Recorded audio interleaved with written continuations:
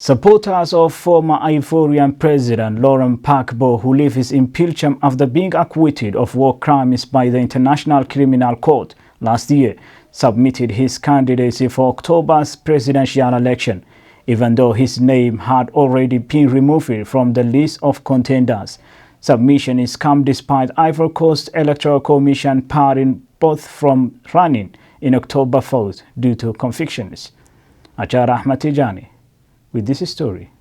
The move on Monday came as supporters of Soro, a former rebel leader who has also been barred from running and lives in exile in France, filed his application to become an official candidate too.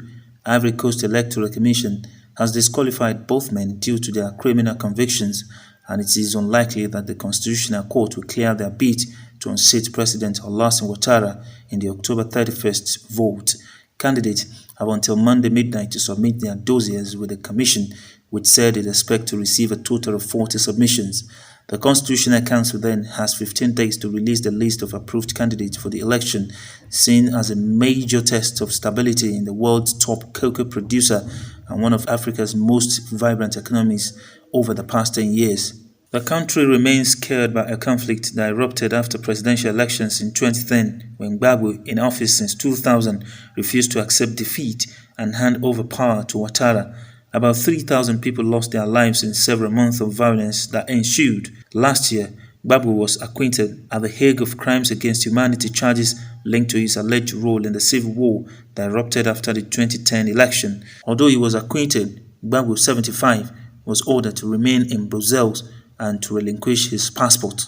Back home, he was sentenced in absentia to a 20-year term for the looting of the local branch of the Central Bank of the West African state during the post-election violence. He could be jailed if he were to set foot in Ivory Coast. Soro, meanwhile, was sentenced in April to 20 years in prison for concealment of embezzlement of public funds.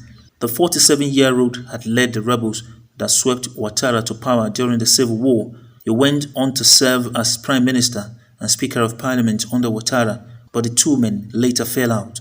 On Monday, Soro's relatives and supporters of Soro also called for his candidacy to be validated, with spokesman Aminata Konete accusing the government of subterfuge. The deadline for the candidacy application came amid rising political tensions in the country ahead of the election. At least 8 people were killed and about 100 wounded in clashes that erupted after Ouattara announced earlier this month his decision to run for a controversial third term.